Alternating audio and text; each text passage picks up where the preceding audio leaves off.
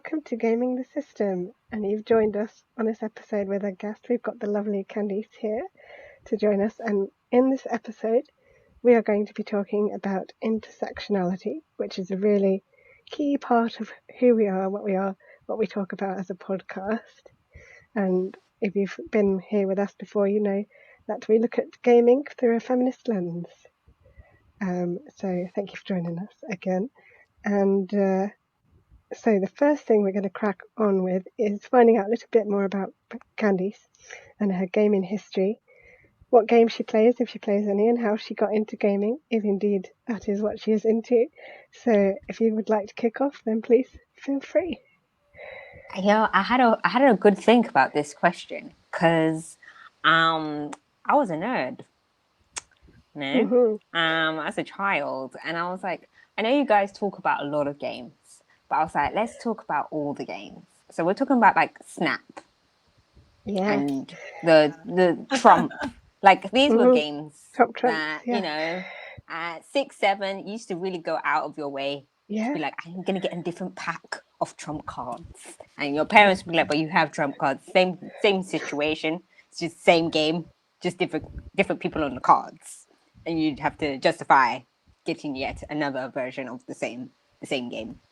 So that was like one of the ways. And then for those who are millennials, you might remember Miniclip. Did a little bit of video gaming on the computer. That's when it used to have a back to it and you couldn't move it. It also wasn't that was the screen. The actual computer was the box under the desk. So if you have to trick one of all of you who aren't IT people, you might have thought that was the computer. That was just its screen. And then like I got into World of Warcraft, and you have the timing. So your parents are like, come downstairs. Come downstairs. You're like, just 1 second. And you have to learn all of that away from keyboard language, and you have to make sure that didn't come into household language because nobody understood any of this. And then you have like all of these friends around the world that don't live in England. So when you're talking to your school friends about your other friends, you're like, oh, yes, I have other friends that you will never meet because they're not even in the UK. And then I became like a really story type person. So I did the same thing a lot of DS fans did. We got the Switch and we consumed all of Animal Crossing in a matter of months. And then we had to find other games on the Switch because we purely bought it for nostalgia reasons. So that's like all my different ways that I've gamed. But I've gamed many different ways. I just wanted to bring up the cards because I don't know. I got my cousin a couple of card games and they made it into the toy box too quickly. I was like, you didn't even like play the game or pretending like you liked this present. Yeah, we have talked before about World of Warcraft, Animal Crossing. But yeah, no. She wanted to jump through the screen and hug you. We could just talk for the rest of the hour about those stuff.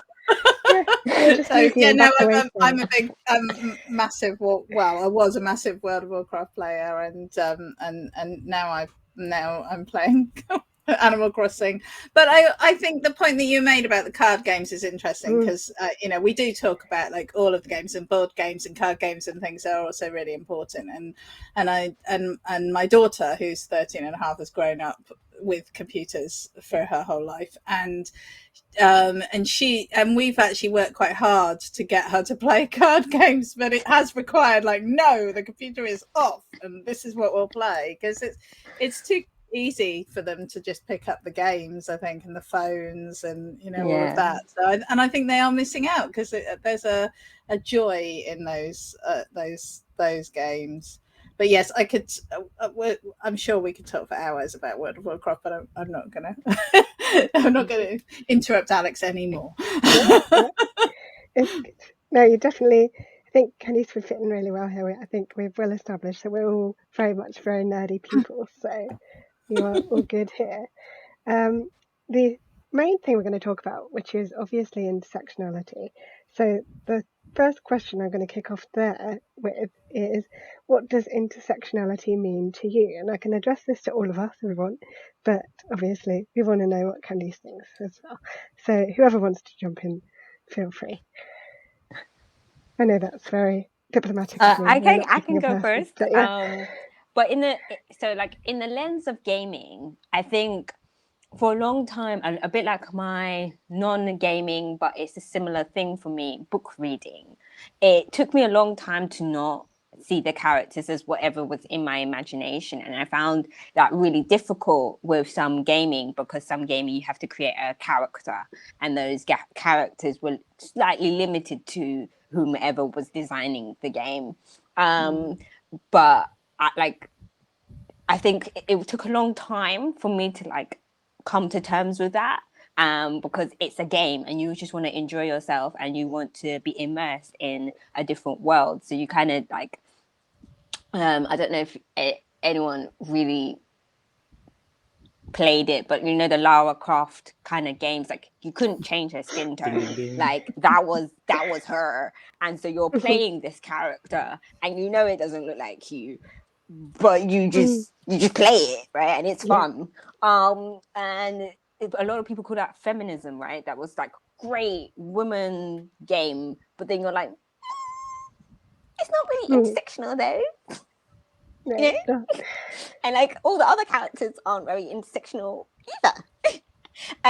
So you hit those walls. And so for me in gaming, I am seeing that there's a lot of work that's going on, and it could probably be slightly more, but it's getting there. At least the conversation, I feel, is really out there, and it's one that people are battling even when they're creating games. But what I also think that intersectionality allows for is for us to think about how people have more than one way of looking at things. So it's the fact that I've seen some children learning how to play with other different neurodiverse people, and thinking about the ways that games look for different children in the way that they can develop the same as others, but also enjoy games together. And that's been really cool, watching that development in children's games. But it's also just that fun thing. Again, millennials, I don't know about children younger than me, because I don't know how your schooling really works. I've tried to observe the next generation at 5, 6, but I don't really see it. But I went to school before they split the schools, before they really went for SEN kids and the rest of us, right? I went to school then where they started grading the kids, and they started going off into this special space. And I remember wheeling one of my classmates around in their wheelchair, and it was just normal. You just wheel this person to the next classroom and you play with them, right? But then we became adults, and this isn't a thing, right? Intersectionality kind of becomes very within our systems. You just know that some people aren't some places, and you expect to see certain situations because that's just the norm of the, in quotation marks, positive discrimination, right? And so that's where I feel we've kind of halted in intersectionality within the world. Is we know what it means. We kind of understand that people are more than one thing now, but we haven't quite got to the point where it's, in my opinion, intercepted into everything, so that we can actually still move along with each other, but we accept less of the subpar, in my opinion, norms. So that could be the fact that most news channels don't have BSL. That's a subpar norm. We should just kind of move away from that now and make it such a norm that it happens all the time. Very good point. I think one thing I'd like to jump on is also for those people that don't understand the term intersectionality, because there are probably people watching that don't. or I'd like to hope they would be, and they're opening their horizons. So when we think about intersectionality, one of the ways I like to think about it is we're all made up of different parts of ourselves. We're not just one thing. So, for example, I can say I'm intersectional because I'm disabled, and I'm also a woman, and those two things combine to make me a disabled woman, and that is part of my lived experience. Also, the other thing I could say is you could think about the area you're brought up in, whether you're working class, middle class, upper class.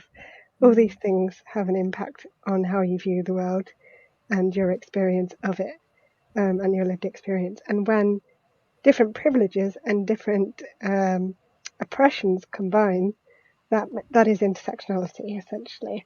So I think that's what it means to me, is basically it's how all those things mesh together to make a person, and how each person is different, really. But yeah, it's a tricky thing to kind of get your head around when you first come up with the concept, especially if your experience has been sort of closed off and boxed into one box. It's sometimes difficult for people to realise there are lots of other boxes, and sometimes they're very different shapes. But yeah, I don't know. Matt, what are your thoughts? I think that intersectionality is when you can truly celebrate the richness of diverse backgrounds. Because we talked about lazy writing recently, where you have, oh, she's a woman, that's it. She's just meant there to be sexy, or a mother figure, or a wife figure. And putting people into very simple boxes, saying like, oh, all black people are the same, all white people are the same, all lesbians the same, everyone is all the same. When in fact, every individual is a tapestry of their unique experiences and who they happen to be. And so when we don't have an intersectional society or an intersectional game, it is robbing us of the extraordinariness of individual people. Because if you just say you're a black person, this really pissed me off in France. Because there was, I think the French football team won the World Cup something, or the Euros. It's a really big thing.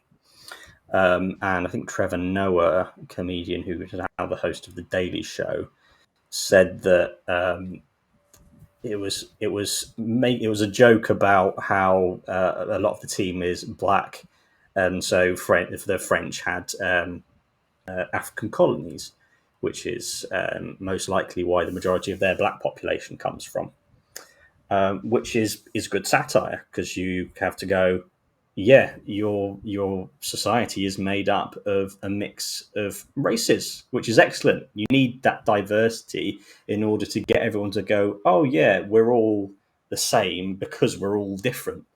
We're all equal, but it's not because we're all the same. It's because we all have the same worth, because we are individual people. And I think it was the Emmanuel Macron, the French president, who said, "Oh, we don't think of it like that, as we don't think of race in that term, because we're all French." And that is, whenever puts it into something so simple and lazy, it's erasing intersectionality, because it takes away the ratio. He's a black Frenchman. You go, that's interesting. So a white Frenchman and a black Frenchman, they're no more or less French than each other. But then you can't you can't erase that long history.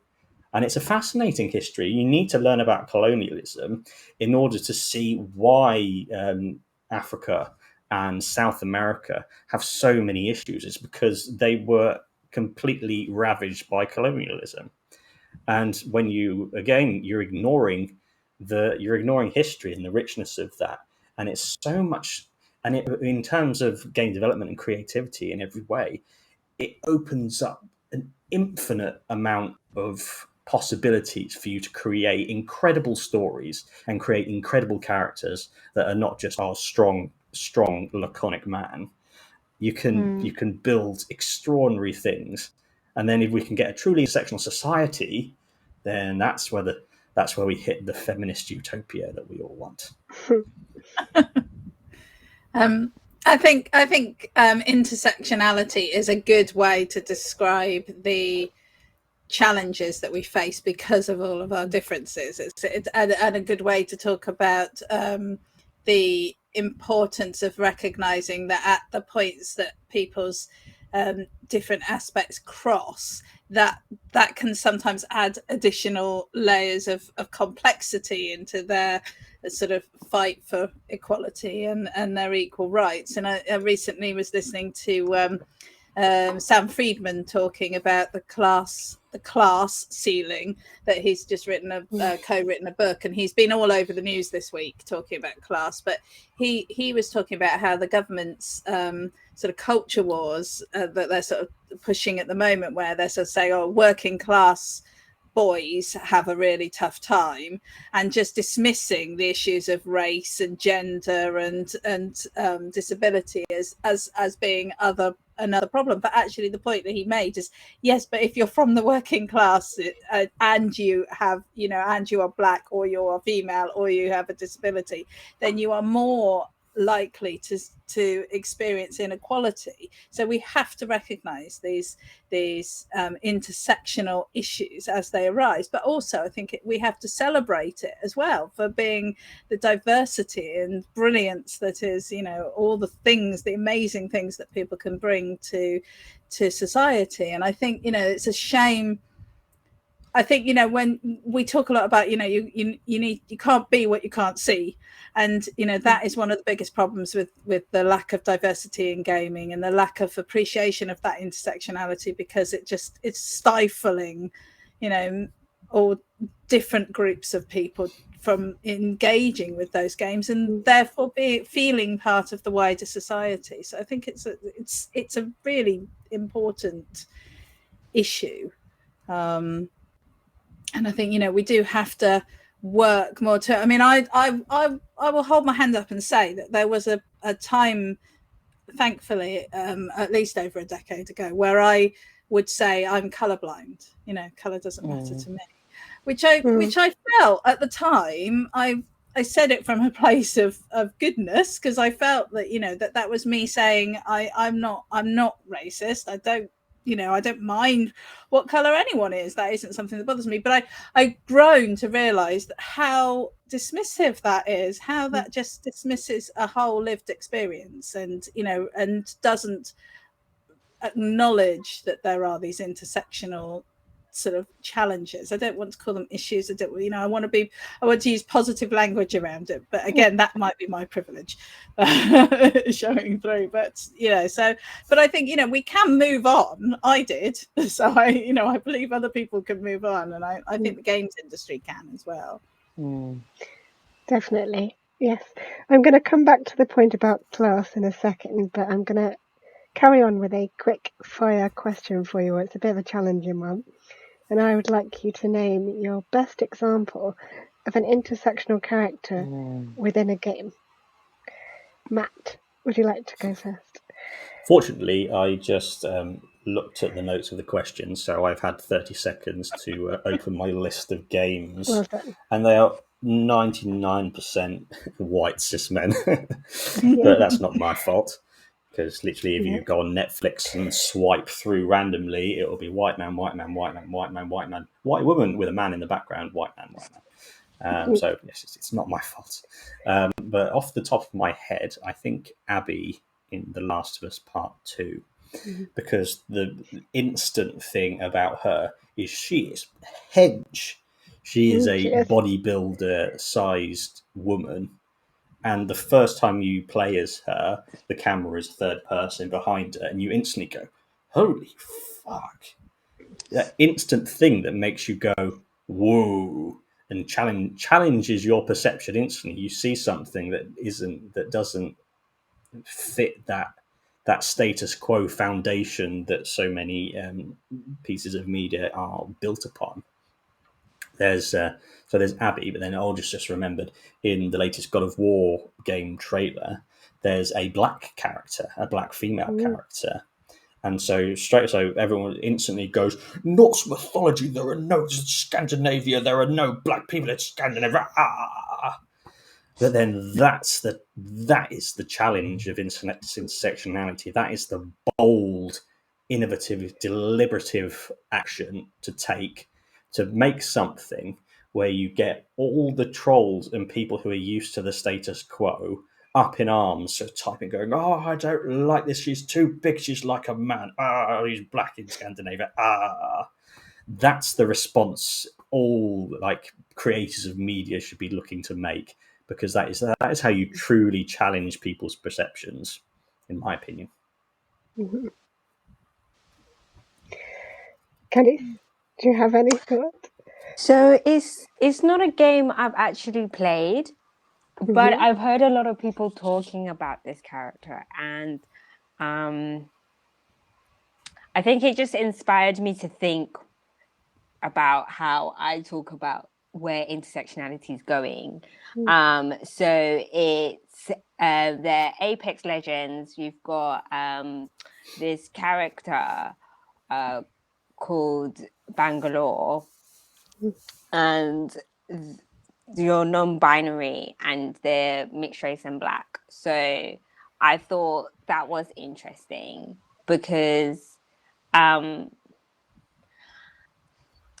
haven't seen regularly in a lot of games that this is available. So like I had someone reach out to me about a mental health game they were creating for people, and it had this option to create an icon for you when you click onto the game. And I was like, well, what about if you have a no gendered character and you allow for people to generate how they want to look rather than having to pick something that could look like them, but then somewhat gendered focus, because you've already subliminally created that context of binary, knowingly or not.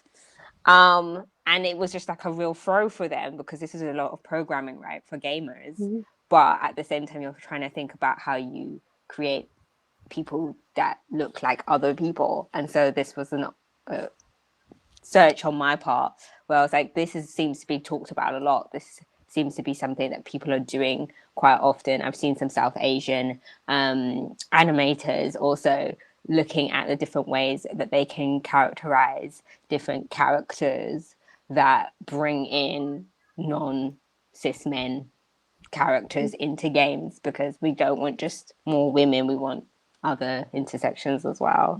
Can I just say, you just made me think of performative intersectionality. It makes me smash my head into the desk. I played recently the latest Call of Duty, the Cold War one. I enjoyed it. I like Call of Duty games; they're good fun. Some of them have fantastic stories. And Kanndiss will show you our new Pat Fem index. We'll explain that at some point if it pops up. So Alex, if you think the situation calls for it, then we can bring it out. And at the start, you name your character, and you're a faceless name character. Basically, you put your name in, and then you can put your gender in, and you can be male, female, or non-binary. So straight away you think, oh, that's interesting. That's progress. That means they must be thinking about gender. Good for you. But then you think about it. It has absolutely no impact on anything in the entire game. So that means it's not. They're not using it, the richness of it that it can bring.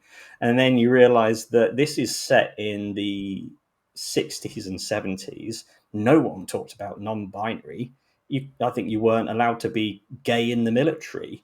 They didn't let women in the military, and all of that stuff. It just makes you go, you didn't think about this at all. You looked at general society and thought, people are getting more progressive, so we'll put non-binary in, and then we'll get loads of brownie points. No, you don't get any brownie points for performative intersectionalism.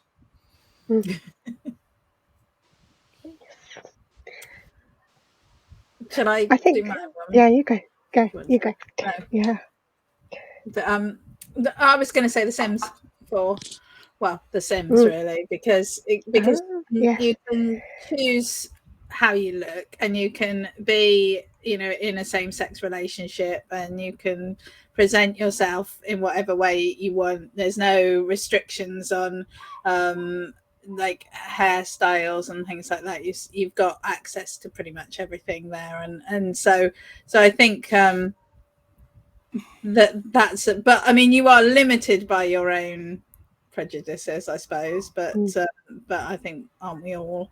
But I think I really struggled actually outside of that, and I was thinking, well, I mean, most of the sort of fantasy games like Dragon Age and the online games and things, you can really play with how your character looks, so you can give them all sorts of stuff. But I mean, that's long been the case with those kind of sort of Dungeons and Dragons style games.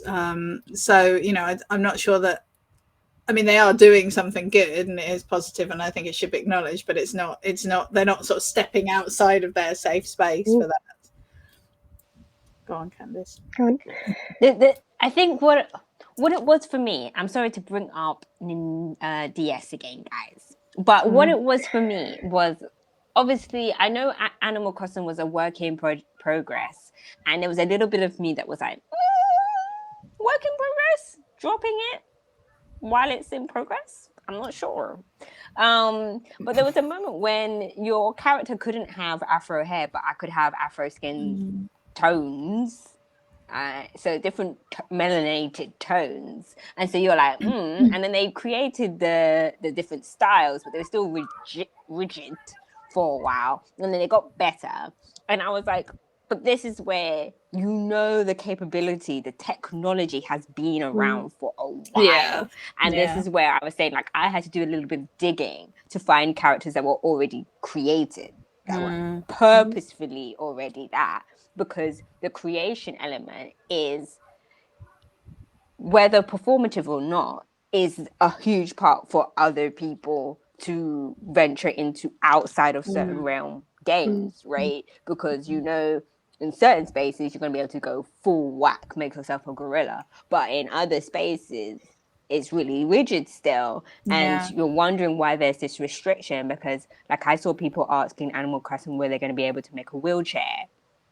Or prosthetic, you know, like, because this makes you then have to be not yourself, but you're supposed to be creating an island of yourself. So you're kind of not, because it's not you, because you're not really creating yourself. And that's why I found it really good that that mental health app asked me what I thought of their profiles, because I was like, in a way, these do what Matt is trying to say politely. It did become a bit performative, because you've got one that's like got a short haircut that's supposed to be non-binary, but that doesn't mean it's non-binary. It just means it's this weird short haircut one. So you got the one with the long hair, and you got one with no hair, like kind of boy cut, right? And then you got this one with a little bit of like a quiff, and you're like, that doesn't really mean that it's non-binary. That just means I can have 3 different hairstyles, and if I'm non-binary, I could be having long hair, but it doesn't. Like, you know, it's almost at the point of going blue, yellow, pink. Yeah. You know? But on the haircuts in Animal Crossing, I think that you can now get a broader sort of set of hairstyles, but you have to pay for them. They're not part of the base. Well, they certainly weren't when they came through, and I think that's a problem, because you're making people having it's not coming as a standard package. It's like an adult. I mean, not. You don't pay real money, you pay game money, but it still creates this kind of like, you've got the generic, but my hair is not generic. Being able to get something with a hijab shouldn't be I have to work around the island to get my hijab. It should have been part of the standard offset, like you have a hat option. A hijab option should be offset, but this is where we then float back to those areas where we know these already exist, and you're trying to work out, what do we do to bring it not down, but this is the only word I could think of at the time, bring it down into the everyday games. Yeah. They're Normalise not it. they're not full on story, adventure, community type games, because that's where certain people go because they enjoy that kind of virtual experience. Some people don't. Wow, that's a really good point though. You have to work harder to be seen in Animal Crossing as a minority, which is a real reflection of real life. It's the idea that there's normal, then there's abnormal. Well, Further away from the status really quo. interesting. Today, I'm buying some walking boots at the moment, and we had a big conversation about boots, and my husband was looking about them, and this web they'd made women's boots. They were one of the first companies to design boots for women, walking boots, which is great. And they said, so we've got these women's boots, and then we've got the normal boots. And he was like, hey, you spoiled it because you called them normal boots. Why just call them men's boots? Or just not gender them at all. Just call them, like I don't know. But anyway, it was just, this is the problem, isn't it? There is this thing that's the norm, and that includes massive sway. Yes, I was going to mention, because the name and example of intersectional character is such a hard question, mine was actually going to be a speculative one, because I wanted to talk about a game that's not even out yet, which is one I saw a trailer for recently. I think it's called Forspoken, which I want to be hopeful and positive about, but I'm worried it's going to be performative. I don't really know too much about it at the moment, other than that the main character is black and a woman, and has some kind of cool bracelet thing which makes her fly around and looks really cool. But don't know much about that. But anyway, since we have talked about cost in games and the cost of games generally, I wanted to talk about whether we think video games specifically are a privileged thing, because we can all play games. We can all play different games depending on whether we're working class, middle class, upper class. We can all play cards if we can find a pack of cards. Relatively speaking, the price of a pack of cards compared to the price of a video game is quite a large gap. So would you say that video games are really more of a privileged item? And does that prohibit a lot of society from playing them because of their cost? It's a long-winded question. Sorry. I would just say yes. Yes. It's kind of an easy answer, isn't it? But yeah.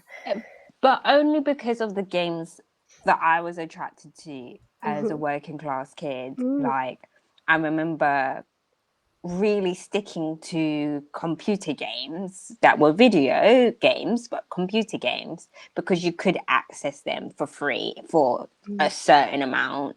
And then, if you, I'm gonna confess to something, but anyway, if you were a geek like me, you could find hacks and things and try out games until you didn't get viruses and stuff. But anyway, there was an element of that time in my life, and I realized actually I just want to have the game. So then you have to get a job to be able to afford the game, and then your second home is the game shop, where you're looking for discounts and you're looking for availability. You've got to get friends who can help you keep up your gaming life. And there's all these questions about like the gambling element of it, because children learn how to use credit cards quite early and such. So I definitely wanted to go off on that tangent about parents who found they've got huge bills for paying for games and the cost of fun for children, because it's not just adults who get left out of playing games as well. But then there's the accessibility. So like I was talking to my mum about how she's a gamer, and she was like, I'm not a gamer. I was like, but you play Candy Crush like religiously. Like you've got like the most, I feel like the world's highest score, because you play it every day. You have a time to play it that I'm not allowed to interrupt you it's up there with Women's Hour. So in the day, there's Women's Hour and there's Candy Crush time. So you're a gamer. You have specific times to play your game. And we've had this back and forth, and I was like, but you like Candy Crush. You've tried other versions of games and things like that, and you don't like it, but you like Candy Crush, you know? So you've definitely picked your game. But also, she won't pay for any of the add-ons. Like, she is strictly free. But, you know, there's that little caveat that she's paying for the Wi-Fi, right? So she's in some ways having to pay for it in a way. But I do think it's classist, because if you don't have Wi-Fi, you can't enjoy the computer games like I was.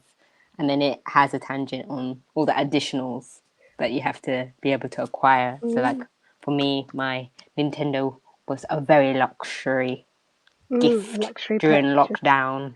Yes. We do say very, very often that the term gamer and feminist are very similar. You go up to someone and say, you think women should be equal, so you're a feminist. And they go, I'm not a feminist. And you go, well, you think violence against women is wrong, right? You go, yes, of course. Do you think women should be paid the same as men? Yes, of course. You're a feminist. And no, I'm not. And people reject the names because the names have some kind of stigma attached to them. Yeah. It made me think about the big issue really, I think, is your disposable income, and from like the poor to the wealthy, it is, I know from experience, like the time of is just like discovering feminism. When you have a comfortable middle class life, it's very, very hard to look outside of that and understand the way of life for a lot of people, because there are plenty of people, I think, they're like, at the minute, the bastards are trying to sell PlayStation 5 games at £70, and they're keeping them at £70 for as long as possible to see if they can get away with it, when £60 should be the limit for this level of game. Okay. So I look at that and think, I'm not paying that. That's ridiculous, unless it's something like God of War or maybe Horizon Zero Dawn. So you think I could stretch to that if I really wanted to. But then that relies on me having a PlayStation, having a TV, having reliable power, having the disposable income to get that, and also having the console. Straight away, the console is £350 or £450. Yeah. And so it relies on you having that. And then straight away, that is a luxury item. It's not a necessity. And there'll be people, so many people, who will look at that and think, there is no foreseeable future where I'll be able to afford that, because, and even now that the government has cut benefits by £1,000 a year for the poorest people, that gets even worse, because people, like, I never had any idea of the life struggles that people have lower down on the class system. And again, that's where the intersectionality comes in, because, as I was saying earlier, it shows you the richness and substance of everyone's lives. And then you can look and go, God, this is a massive class problem. The way we get it so people have more disposable income is to have a more progressive and socialist society that sees people not just as workers for capitalism, but lifts them up as actual human beings who deserve respect and dignity. And then we want to be like Star Trek, where everyone can follow their bliss. But for now, needing to...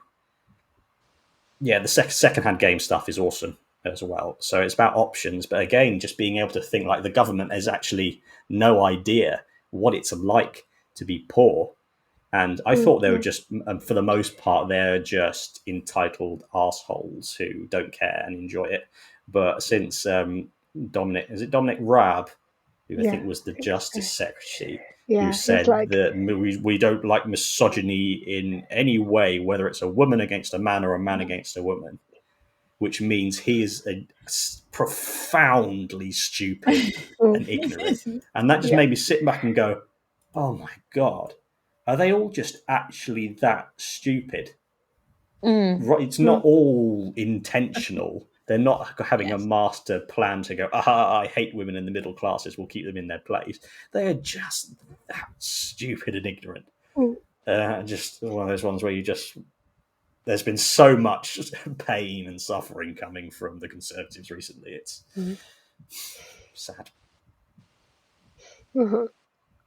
Jem, what are your thoughts on the cost of gaming?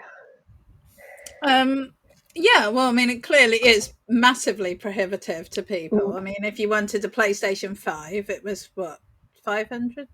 I don't know. Yeah, 450. about A lot of 450, money. 500, yeah.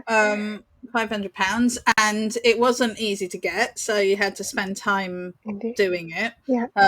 And then, as Matt says, the games are, the current games are ridiculously priced. I won't pay that kind of money, and I'm have a comfortable income, so I just think it. But on the other hand, it's a hobby, and most hobbies do cost money. So there is an element of that. So go on, Kanndiss. You see what? Come in. You don't have to put your hand up. No, it's right. It's just that, you know what I struggle with, and I'm going to go back to my little beginner thing. Is like we were agreeing about that beginner stage, and that's where gaming should start. I'm not saying that you can't get into gaming as an adult or a pensioner, etc., but gaming really should be something that you enjoy doing from the kickstart, like as a baby and etc. And then you should find your own gaming that you enjoy. So like I think what Matt's talking about, which is like this taboo of being a gamer, like gaming should be anybody's thing. Like if you like tennis and you like physically going out, that means that we might be your kind of thing. It's more, physical. But then there's people like myself, Jem, and maybe all of us on this call who like the adventure world. We like a bit of a story. I'm not just gonna turn this on if there's not really a challenge to this game. Like, I'm not interested. So, there's the other people who enjoy that, but then there's the people who enjoy virtual worlds where there's a lot of communication and it's there's element of game, but it's a lot of necessities around the headgear that you get, the chair, because you're going to be sat there for a while communicating with people online, working through scenarios and things. And that's where then I feel the intersections of society come in, because you're taking away the people like me who like trump cards. It was still expensive. You still had to go to WH Smith's and try and see if you could get them on a discount, because it's still £25. Like, we're talking Warcraft days, we could get a bag of sweets for £1. Me asking my mom to spend £25 on a bunch of cards, this was not gonna happen. Like, and I really liked them. So these were going on a Christmas list, and we were really having to root for them against like reasonable stuff like PJs. We're like, are we gonna get the trump cards? You're shifting through the Christmas present, trying to see if it's in there somewhere. Maybe it's like layered pajamas inside the sock or something. And so you're living that life. As a child, I came from a working class background, and I know that this was not part of it. This was not part of the hobbies. Hobbies were things that hopefully would lead to employment, or being able to gain employment, or being able to hang out with employers. So you could say to your employer, I play croquet. This is the kind of thing that they were trying to install in me so that I could get somewhere. So that's why I played the clarinet for ages, and then had to be like, sorry. Yeah. This is not it. This is not it. I don't like it. I'm sorry. Can we dip out of these classes, please? And now, I tell my parents that I actually had a colleague who liked to play Dragons and Dungeons, and they were like, "What?" And I was like, "Yes, you should have been down for the video games, because now actually I have a colleague who likes video games." Yeah, you were wrong, but I can play tennis. Thank you.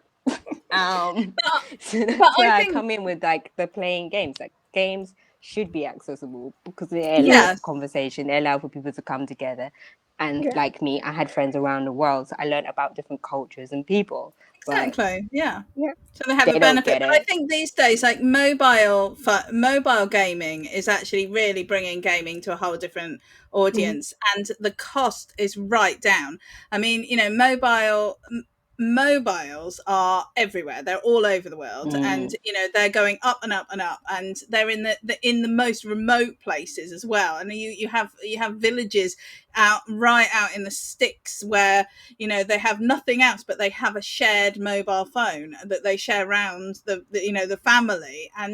And these things are allowing people to access Candy Crush and other games which they don't have to pay for. Yes, they have to pay for a mobile connection, and yes, there is a cost, but the cost is coming down and down and down. And the you know, the introduction of mobile gaming, I think, has kind of really opened up gaming to a whole different audience that were never able to access these things in the past, and is opening up a whole different set of very exciting opportunities, I think, for people all over the world. And you know, and I think that's really good. I mean, I think there are other games, like my daughter's just started playing Genshin Impact, which is like, you know, really high quality. It's kind of like Zelda style look and feel, and it's completely free. I mean, it does, you can pay, you can buy stuff, and it obviously does encourage you, but it's not really hard to sell stuff. So she's playing it quite happily without having to pay anything. I mean, you know, she needs a computer to be able to play it, but she could probably, you know, it's so I think the barriers, I hope, are coming down, because I think, Kanndiss, you made such a good point in that, you know, playing World of Warcraft and games like that introduced you to a whole bunch of people, and it introduced me. I mean, I met my Swedish husband through World of Warcraft, and you know, so I would not have come into contact with this person if I hadn't been playing that game. So, you know, it's opportunity to meet people from all around the world that you wouldn't. I mean, I know Sweden isn't that far away, but you know, It's all far for around the some world. people. And I played, you know, and I played other games. I played months where I met people who came over from Guatemala, and other people came over from America, and you know, so we you know, that it does broaden your horizon. So it's definitely a positive thing that we should encourage as many people as possible to do. And I think, you know, the reducing those barriers is essential. And I think you're right. I think there's a lot of cost issues, but I have hopes. I mean, I might be naive, but I have hopes that that those barriers are reducing. Yeah. You want to tell Really... Candice what your character was dressed like? Oh, she was usually, well, the World of Warcraft gear was very like random stuff. So but yeah, no, I don't think we need to Okay, get you into don't my have to. Yeah, chainmail we can bikinis right now, do we? we can move on. We can move on to an important tangent that I want to flag up, which is going to bring down the negative points, positive points that Jem has made. So sorry for crushing that, Jem. But it's really important. I want to talk about microtransactions, just to bring this to a close before we come to the world card question. I wanted to flag up a video that I watched on YouTube recently by Jim Sterling, the channel Jimquisition, and it's about microtransactions being an accessibility issue because of the way when you talked about Trump's Kanndiss, and the kinds of really popular games we're all obsessed with in our childhoods, you get the FOMO, the fear of missing out, and the same thing works with microtransactions. And what it's doing is they're specifically targeting those people that are going to get fear of missing out the most, that are going to feel, I've got to have this thing, because they might be not neuroatypical, and they might have to feel like they need all of the loot boxes or collect all of the specific cards in this game because they like collecting things and things. And it preys on those aspects of people to get lots of money out of them, which is a horrible ableist horrible thing. But I just wanted to know if anyone had any thoughts on microtransactions in general and how they're an important issue within intersectionality. There's a South Park episode about free game with microtransactions, and they hit it perfectly on the head. You make a game that is rubbish, but is just enough to keep you playing. And then you use the microtransactions and go, oh yeah, I can do this shit gameplay cycle a bit more. And then your friends ask you, are you enjoying it? And you go, what do you mean? The purpose isn't to enjoy. The purpose is to just do this cookie cutter thing. There are so many games out there right now. They're all just different. It's the same thing with different skins. And just going round and round in that circle. But again, it's that our school system is so deplorable and useless, because it's just Caroline would say that people it's just teaching kids how to pass tests, giving them no life skills. And one of those important life skills you can have is critical thinking and source analysis. So when you look at something, you're able to see it for what it is that you can. It's sort of like the X-ray vision, so that you're less likely to be duped. And a massive thing that I'm very passionate about is that they should be taught about what propaganda is, because propaganda is one of the most powerful forces in human society. It can get people to believe anything. And if we could teach that some extremely, so then they can look at anything that comes before them with a critical eye, and that then people will go, they'll notice when people are lying to them, and they'll see these games and go, well, maybe I enjoy this one, but the truth is that it's only free because they want me to buy things in the middle of it. And I wish that people had been taught that from a younger age. I think for me, I'm going to use another TV show that I enjoy, but I have to acknowledge isn't perfect. I'm just saying that now. But the fact is, I wanted to use Big Bang Theory as an example of them actually showing how this form of money making continues into your adulthood, and they're showing these mainly men investing in extras for their magazines and their games and all of this stuff. And you actually even hit the nails on the critical thinking. These are really really supposed to be the top brains of society, and they still are getting sucked in. There's obviously examples of neurodivergency in some of their characters, but it's not really that I wanted to point on it. It's the fact that we get used to it from a young age, and then we assume that that's just because you enjoy the game, but actually you're just collecting stuff because you've got used to buying into it. And I just wanted to curb into another negative, which is the gambling culture that comes with that, because I got seeped into it as a child. You try to find a way to get a coupon or a way around the add-on so you can still get the add-on because you want to be involved. You don't want to be held back. You don't want to know that you're going to die because you can't buy the right sword or something. So you're trying to get these things. You're trying to go into the dark net, as I was, to find the forums, to find the ways to get around these things. And then you try and explain this to people who are supposedly getting A stars and things like that, but they don't understand the other elements of what they've conformed to. And that's why I said right at the beginning that it's also like how intersectionality becomes part of our norms, because we can be different types of people and we can see accessibility that's allowing for other different types of people to be in a space. And that doesn't lessen the difference. But what we're seeing is that in some places we're saying it's normal for a child's game to have add-ons. But why is that normal? Why are you conditioning children from 1 to 3 to have add-ons? and telling parents to pay for add-ons for a game for a child between 1 and 3.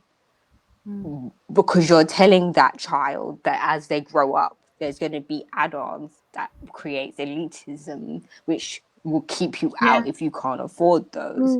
And so it's a subliminal thing. And I'm the deep person who's been thinking about this from young, of like, how do we stop these add-ons? Because that's the same reason we have the Dominic Raabs of this world who got a couple of add-ons by going to a grammar school, not quite Eton, but grammar. So he's not as low as someone like I've forgotten his name. Who's the man who runs the Labour Party right now? Keir Starmer, there we go. Not as low as Keir Starmer, who came from proper working class background, but worked up to be a sir. Dominic's supposed to feel better than him, but he's still ill-educated because he's been soaking up the same stuff. He doesn't know anything else, and he's not going to educate himself on anything else because it's unproductive. It's not needed.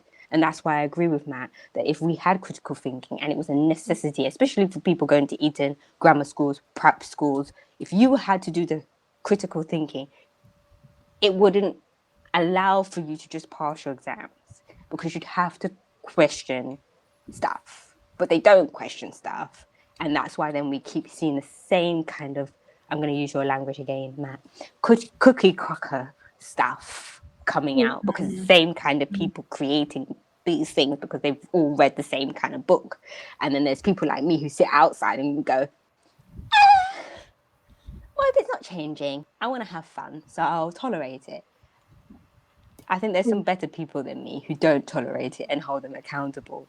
But I definitely have been part of the Tolerate crew who looked at Animal Crossing, bought it, did all of the excitements to be able to get hair that looks like my hair, and then sat begrudgingly realizing that this is still not fair because it's not quite there. And it did it on purpose because it knew it could drop a game that wasn't completed and people would buy it and they'd make, millions in sales? I mean, it's still the number one game. They monopolized the gaming world for a while and held it by a chokehold because no one else could get anyone else to buy into it. And it's because a whole lot of us had, I can't think of words, this memory of our childhood of playing Animal Crossing. So we all bought it because we wanted the new version. Nostalgia. So sad times a bit.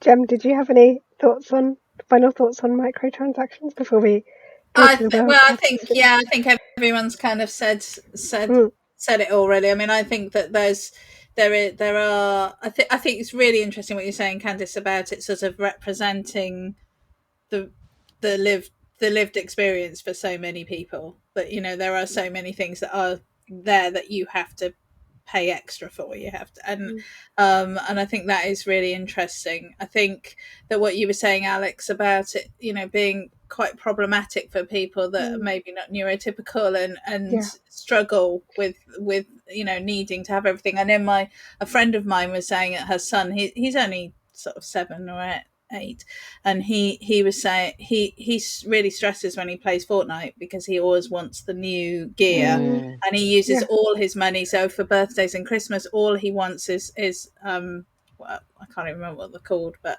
the Fortnite money. And I remember I've had the same conversations with my daughter. Like, are you sure that you want to spend your money on a virtual thing? Because and I think I straddle this because I think there's a part of me that I very much don't like to spend my money on virtual stuff. I'm very kind of like, I struggle with myself with that, but I'm also able to say, but I have this money that I can spend on things that I want to have, my luxury money, whatever that pot is. And if I choose to spend it on this thing because I know that I'm going to enjoy this add-on, it's an extension to the game, or it's going to give me something, then I make that choice. And I think, I've come from from the the right generation that I've kind of been able to do that and learn those skills. But I think, as you say, Kanndiss, we're teaching children at a very young age now that, you just buy the extra bits and what they're getting is something they can't sell. I mean, these days you download your computer games and then you don't have a physical game that you can sell at the end when you finish playing it. That's it. That money's gone.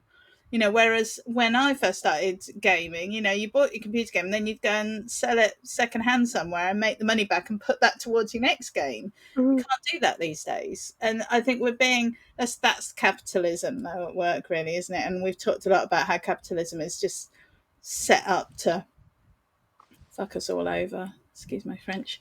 The school system is basically what you said, Kanndiss. It's conditioning.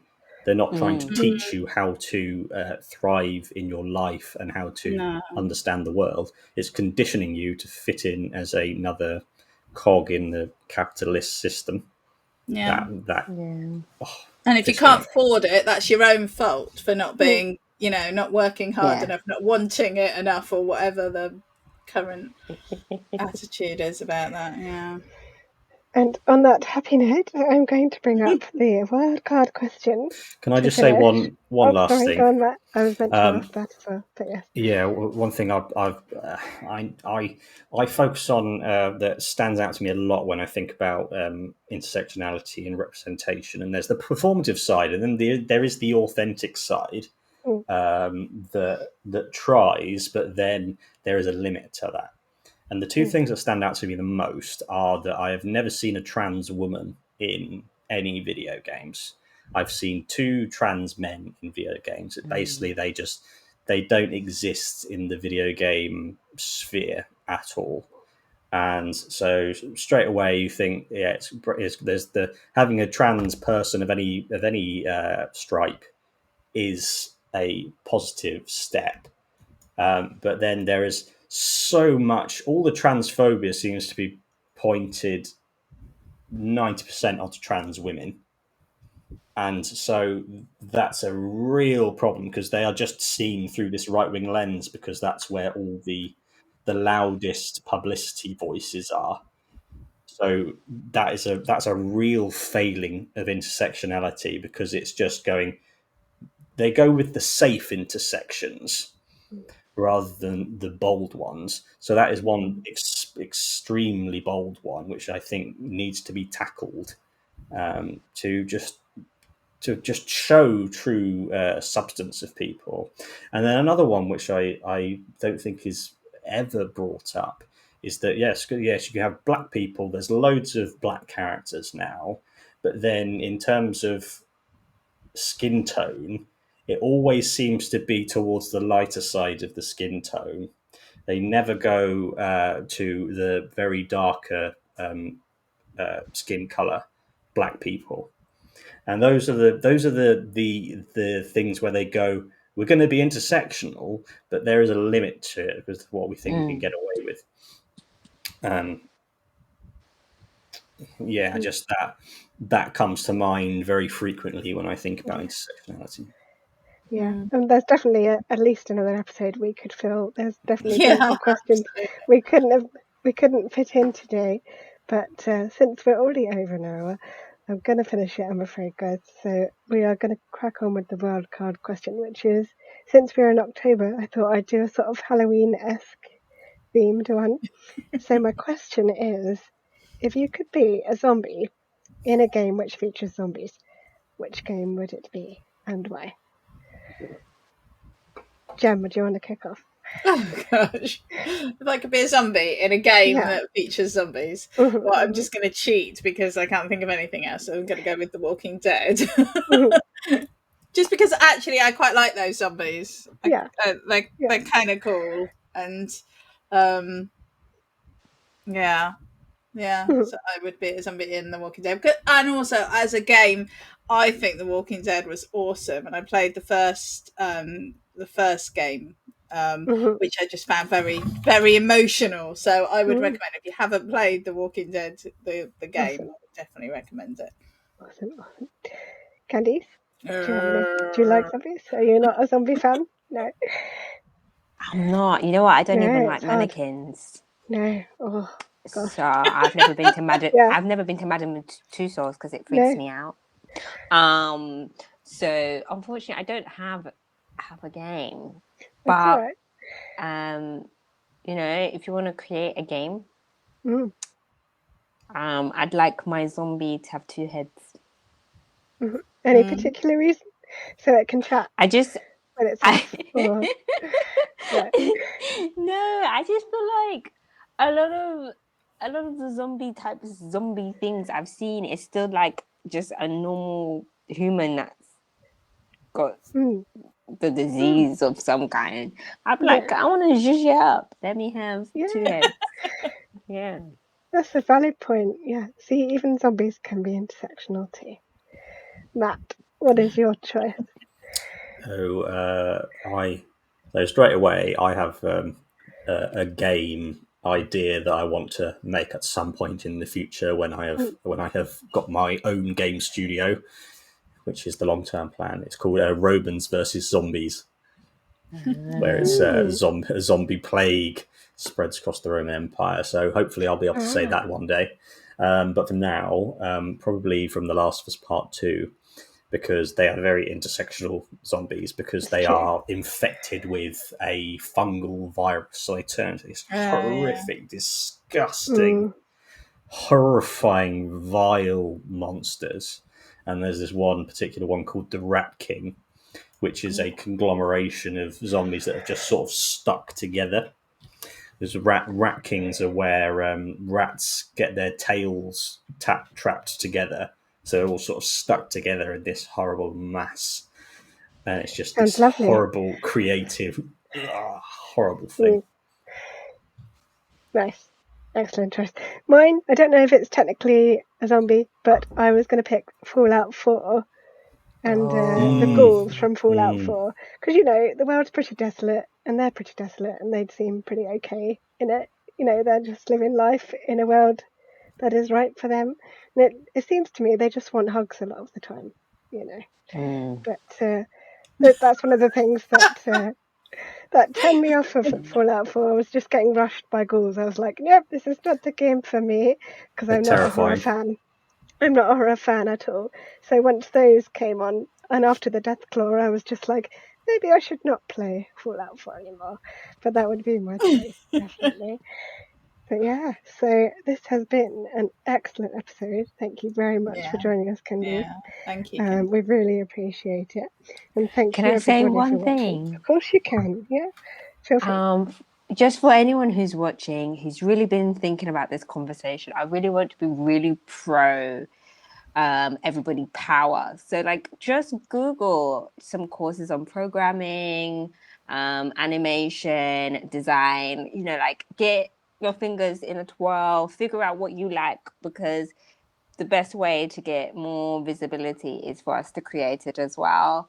So sometimes it could be just finding what you like. It might be the coding, it might be the actual animation production, it might be the designing, it might be the story writing, and you might find the right crew. You know, I've used apps like Clubhouse, Facebook, Switch. I found loads of different spaces for gamers who are a bit more creative.